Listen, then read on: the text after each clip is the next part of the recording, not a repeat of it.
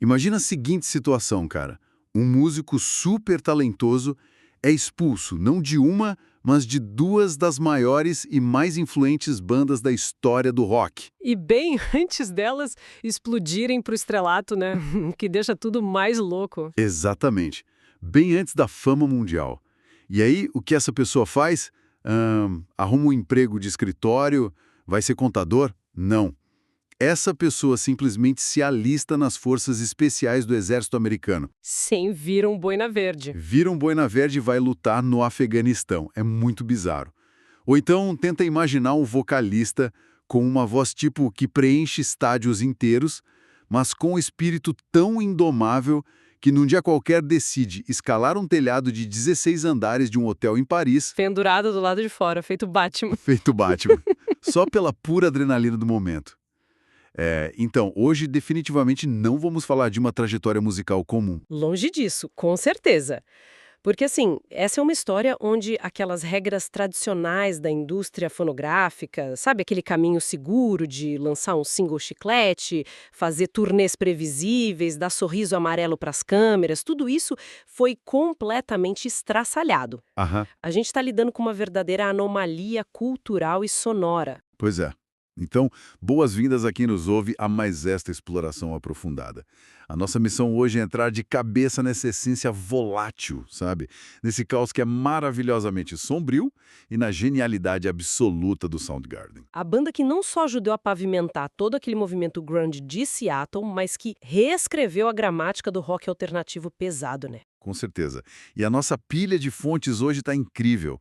Temos artigos riquíssimos da 89 FM, a Rádio Rock.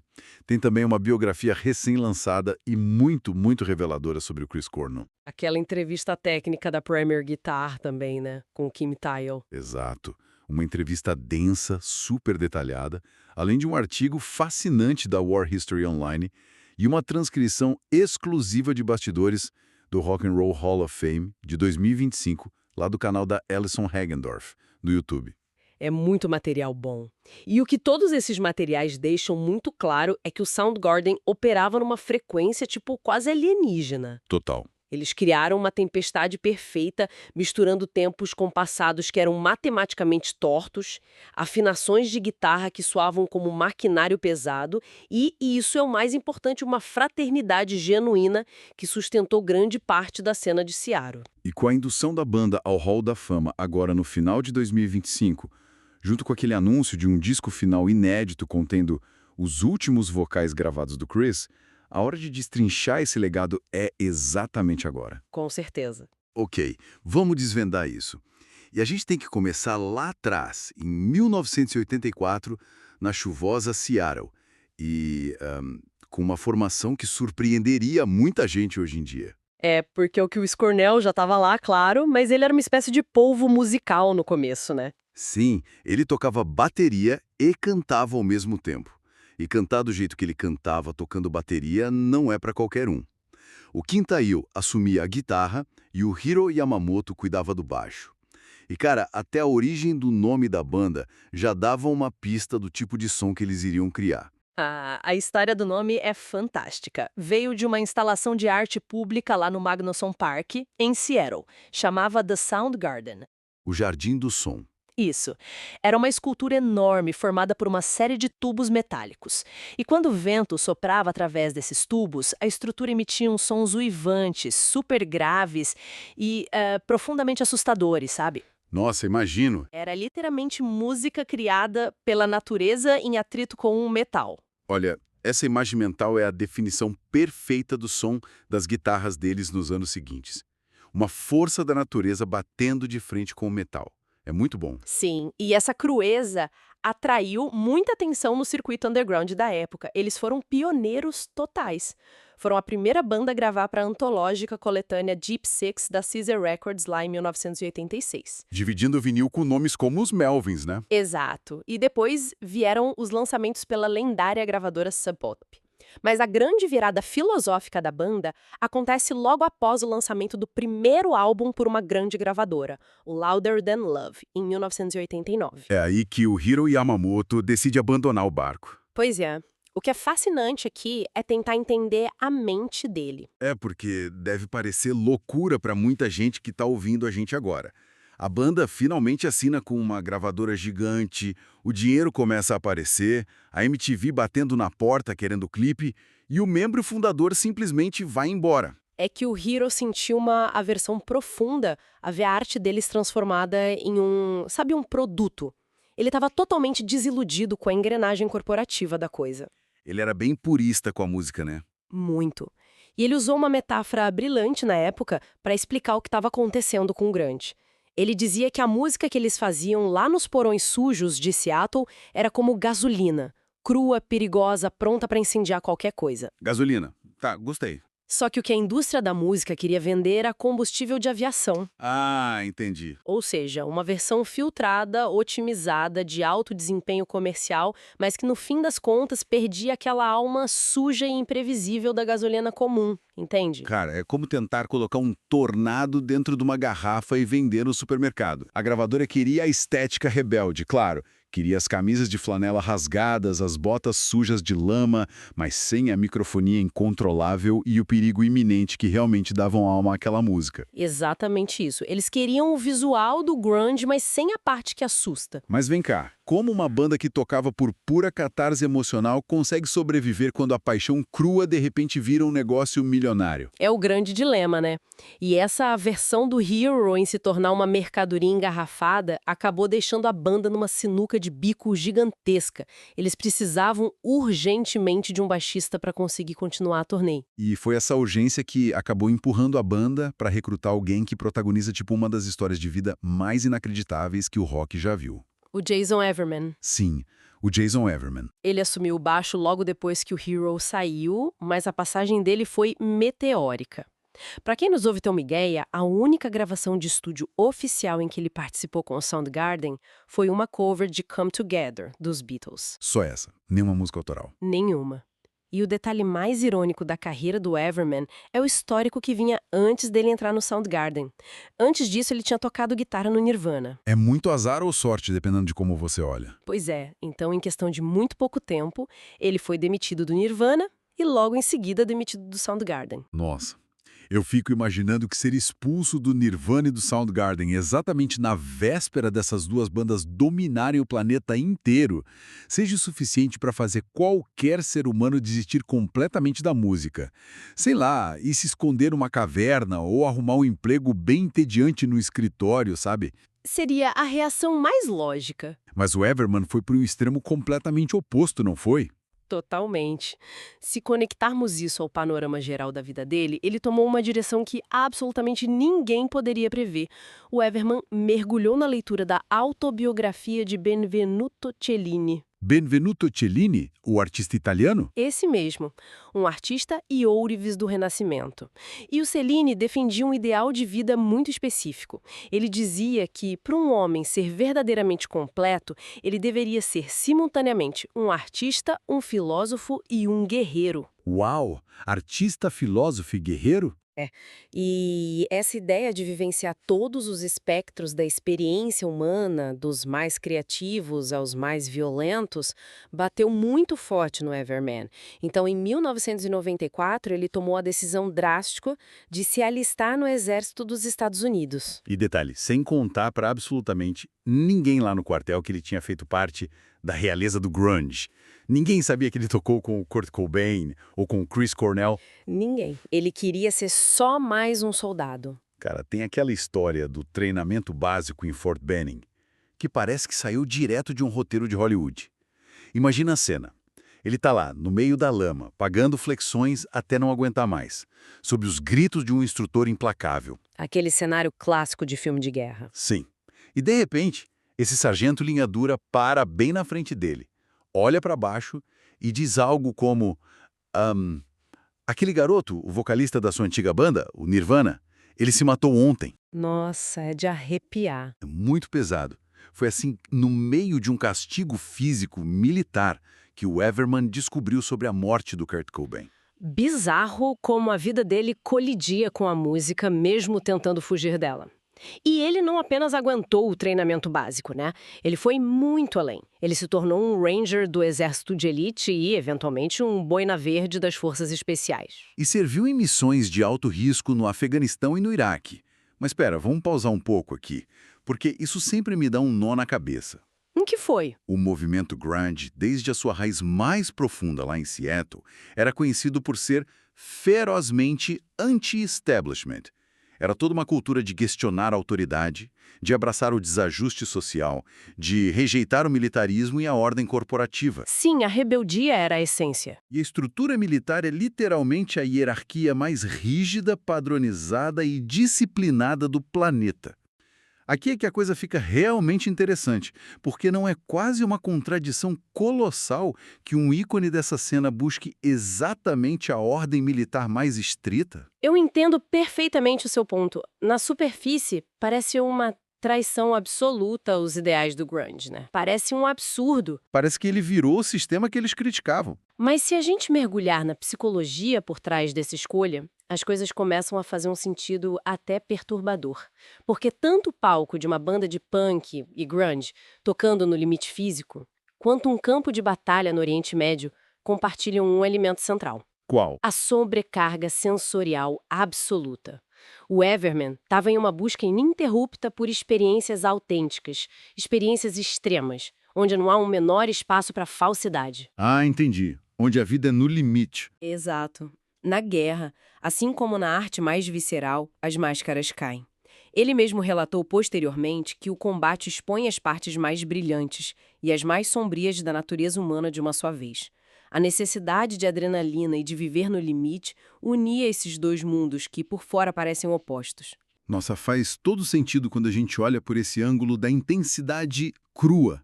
O campo de batalha era só mais um amplificador no volume máximo para ele. Bem isso. Um amplificador da vida real. Mas, voltando à linha do tempo da banda, enquanto Everman vivia essa epopeia militar dele pelo mundo, o Soundgarden precisava encontrar uma estabilidade, né? E isso finalmente aconteceu em 1990 com a entrada do baixista Ben Shepherd. Sim, é com a entrada do Ben que a formação clássica realmente se consolida. E com a casa finalmente em ordem, o arquiteto sonoro da banda, o guitarrista Quintail, pôde expandir aquele som caótico de um jeito absurdo. O Quintail é, sem dúvida, o cérebro que teceu toda aquela tapeçaria sonora que definiu a banda. E um detalhe fascinante sobre ele, e que as fontes da Premier Guitar exploram bem, é o quanto ele detestava o rótulo de guitarrista solo. Ele odiava, né? Muito. Ele via isso como um clichê super egoísta dos anos 80, sabe aquela coisa de ficar na beira do palco, tocando notas rápidas e fritando no braço da guitarra só pra se exibir? Sim, o clássico virtuoso de cabelo armado. A filosofia dele era completamente diferente disso. Ele se considerava um criador de guitarra colorida. Guitarra colorida? Mas como isso funcionava na prática? Então, envolvia tratar a guitarra não como um instrumento para fazer uma melodia pontual ou um solinho bonitinho, mas como um gerador de texturas densas. Ele intencionalmente usava afinações absurdamente baixas e incomuns. Tipo aquela afinação Agartha em C, né? Essa mesma, a famosa CGCGGE. Para quem não é músico e está escutando a gente agora, vale uma pequena tradução aqui. Quando você compra um violão ou uma guitarra na loja, as cordas vêm numa afinação padrão, feitas para soarem limpas e com a tensão certinha, bem esticadas. Aham, aquela que todo mundo aprende na primeira aula. Exato. O que o Taio fazia era afrouxar algumas dessas cordas drasticamente, deixando elas super soltas, quase bambas mesmo. E em vez de um som limpo, a guitarra passava a emitir um zumbido grave, contínuo, vibrante, soando muito mais como uma cítara indiana ou uma gaita de fole mergulhada na lama, sabe? Do que como uma guitarra de rock tradicional. Perfeita a analogia. E para engrossar ainda mais esse caldo sonoro, ele era obcecado por pedais de coros. Especificamente um modelo valvulado, que era gigantesco, chamado Hughes and Kettner Hotosphere. Um trambolho, praticamente. Um trambolho. E o chorus, basicamente, cria um efeito onde parece que tem várias guitarras tocando exatamente a mesma coisa, mas ligeiramente fora de sintonia, gerando um som meio rodopiante, meio tonto. Sim, dá uma sensação de vertigem. Sim. O Thaio costumava dizer que quando você pegava essas guitarras com afinações super soltas, ligava em vários amplificadores empilhados que geravam uma microfonia selvagem e passava tudo por esse pedal giratório, O que acontecia? o som resultante era idêntico ao de um OVNI pousando de forma violenta no meio do palco. Cara, é uma imagem fantástica. Enquanto aqueles guitarristas tradicionais das bandas de hair metal usavam seus solos como um holofote brilhante, focado direto no próprio umbigo, o Kim Thayil estava usando a guitarra dele como uma máquina de fumaça pesada, densa e impenetrável, inundando cada canto escuro do palco. Uma fumaça sonora. Sim, mas tem outro elemento técnico que as nossas fontes destacam muito: a matemática insana das músicas deles. Ah, os compassos quebrados. Exato. Com compassos como o 7/4 na música Outshined ou o 5/4 em My Wave. E, de novo, para traduzir isso de forma simples, quase todo rock, pop e hip hop que a gente consome no dia a dia é feito em 4/4. É o feijão com arroz da música ocidental. Isso. É aquele ritmo constante e previsível que faz a sua cabeça balançar no tempo exato. 1, 2, 3, 4. 1, 2, 3, 4. Mas o 7/4 tira o tapete debaixo dos pés de quem escuta. Ele arranca uma batida do ciclo e deixa a pessoa ligeiramente desequilibrada, criando uma tensão que você sente quase que fisicamente no corpo. É desconfortável e genial ao mesmo tempo. Muito. A minha pergunta é, no meio dessa matemática torta toda e dessa parede de som de ovenis pousando, como diabo sobrava oxigênio para a voz colossal do Chris Cornell? Bom, essa era a verdadeira magia do Soundgarden. O Kim Thayil sempre afirmava que essas fórmulas de compasso esquisitas não nasciam de equações matemáticas que eles escreviam num papel, sabe? Não era planejado. Não, eram acidentes orgânicos. Eles simplesmente sentavam lá na sala de ensaio e tocavam o que o corpo pedia, mesmo que o ritmo fosse todo torto. E a genialidade residia justamente no contraste. Como assim no contraste? Em cima de toda essa fundação desconstruída, lamacenta e dissonante da banda, o Chris Cornell vinha e encaixava melodias vocais que eram majestosas, limpas e estruturalmente perfeitas. É verdade. A voz dele cortava o caos. Sim, a banda não buscava ser pesada apenas tocando no volume máximo. Eles eram pesados pela estranheza sombria do instrumental, batendo de frente com a beleza cristalina e a potência absurda da voz do Cornell. Era esse atrito que gerava o peso. É brilhante. E esse nível de criatividade colaborativa não operava no vácuo, né? Havia todo um ecossistema musical pulsando em Seattle naquela virada de década. E o que as nossas fontes mostram, e aqui eu estou falando particularmente daquela época do projeto Temple of the Dog, revela muito o coração dessa comunidade toda. Nossa, a história do Temple of the Dog é muito forte. Tudo começou não com um grande plano de negócios de uma gravadora, mas com uma dor profunda, né? A morte trágica por overdose, em 1990, do Andrew Wood, que era o vocalista do Mother Love Bone, e, por acaso, colega de quarto do Chris Cornell. O impacto dessa perda na comunidade de Seattle foi, assim, devastador. O Chris estava em turnê na Europa quando o Andrew faleceu. Então imagina, isolado e em luto, lá longe, ele começou a escrever músicas para tentar processar a dor. Músicas como Reach Down e Say Hello to Heaven. Composições incrivelmente emocionantes. Só que quando ele voltou para Seattle, ele percebeu que essas canções eram íntimas demais. Elas simplesmente não se encaixavam na energia abrasiva e pesada que o Soundgarden tinha. Então, num gesto de empatia imensa, ele decide convidar justamente os membros da banda do amigo falecido, o Stone Gossard e o Jeff Ament. Porque estavam sem chão, sem vocalista e sem banda, né? Completamente perdidos. Ele junta esses caras, chama o baterista do Soundgarden, o Matt Cameron, e eles entram juntos no estúdio. E, cara, em inacreditáveis 15 dias, eles gravam o único e antológico disco do Temple of the Dog. 15 dias. É surreal. E foi durante essas sessões, que era uma espécie de curra coletiva, que aconteceu um dos acasos mais bonitos da história da música. A gravação do hino Hunger Strike. Essa história é maravilhosa, porque o Stone Gossard e o Jeff Ament estavam paralelamente a isso tentando montar uma nova banda para seguir em frente o grupo que logo depois se chamaria Pearl Jam, né? Exato. Eles tinham acabado de trazer um surfista e cantor totalmente desconhecido lá de San Diego, chamado Eddie Vedder, para fazer uns testes em Seattle. E o Ed estava lá no estúdio do Temple of the Dog, sentadinho num canto, bem beatinho, apenas observando a gravação de forma super respeitosa. Só de penetra. Só de canto. Num determinado momento, o Chris Cornell estava lá no microfone tentando gravar Hunger Strike, mas a voz do Chris, que era naturalmente muito aguda e muito potente, estava com dificuldade de preencher os tons mais graves e sombrios que a introdução daquela música exigia. O alcance baixo não estava saindo como ele queria. Isso. E aí, instintivamente, o Ed Vedder, que tinha aquele timbre de barítono profundo, levantou, foi até o microfone e simplesmente assumiu os vocais graves, dividindo a música com Chris, faltando. Ele abraçou a ideia na hora. Olha, isso exige uma pausa para a gente refletir. Pense no peso psicológico dessa atitude. Na história do rock, as bandas da mesma cena, da mesma cidade, geralmente são ninhos de cobras.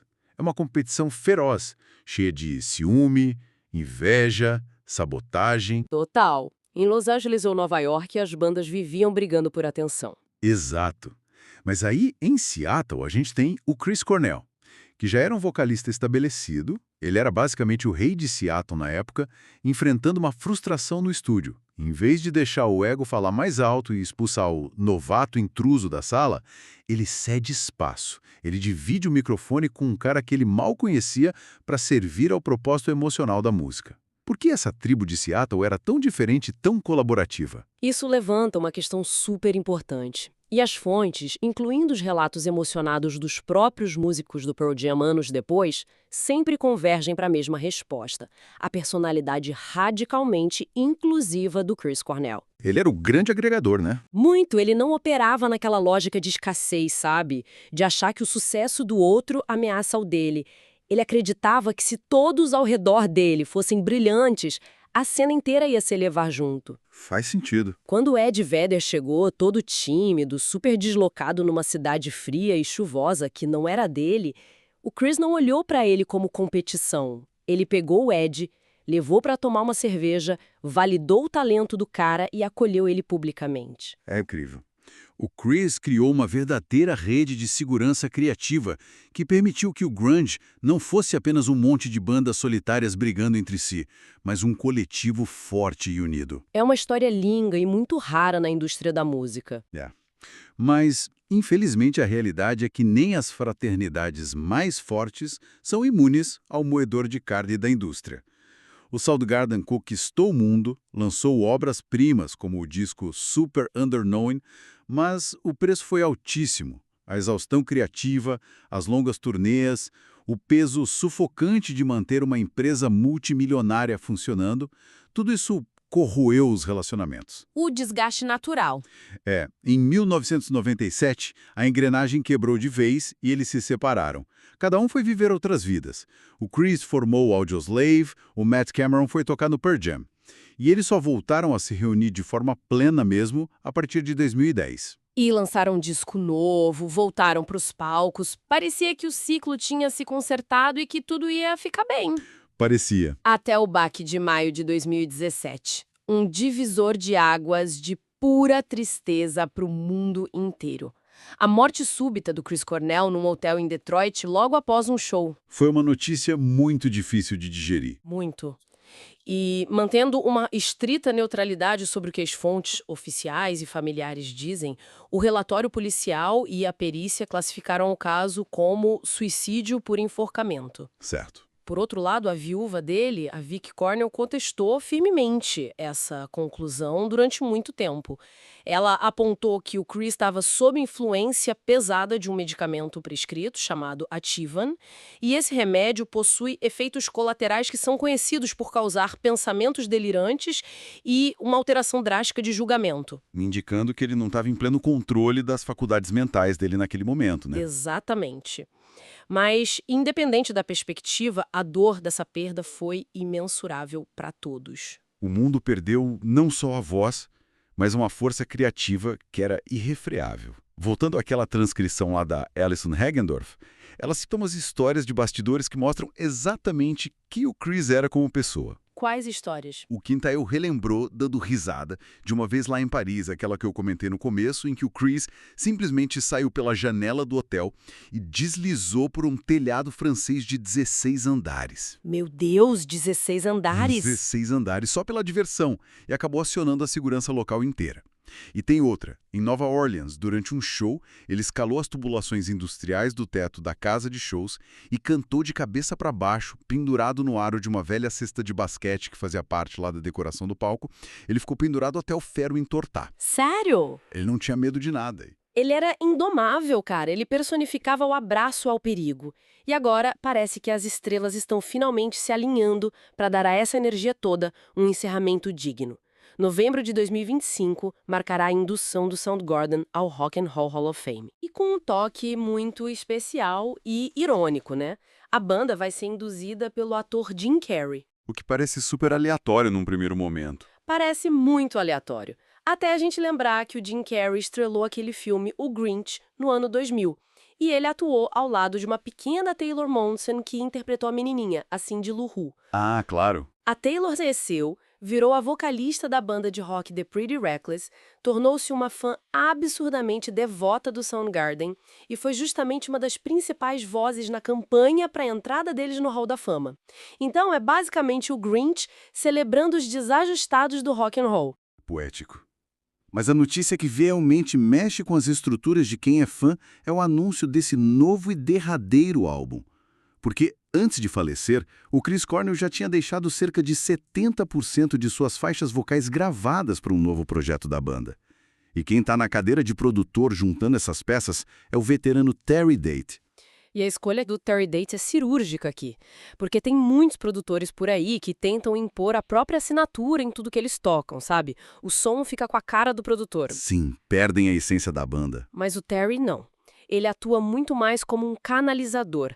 Ele facilita o processo para que a própria banda encontre seu instinto natural, sem amarras. Ele está tratando esses vocais que o Chris deixou com o máximo de reverência possível, construindo a arquitetura do Soundgarden ao redor da voz dele. O que nos leva a uma questão que eu acho bem delicada. Como é, emocionalmente falando, para o resto da banda e para o público ouvir esse próximo disco? Porque não é uma experiência excruciante escutar aquela voz saindo das caixas de som do estúdio como se fosse um fantasma na máquina, sabendo da ausência física dele? Deve ser muito difícil. O baterista Mark Cameron resumiu perfeitamente isso em umas entrevistas recentes.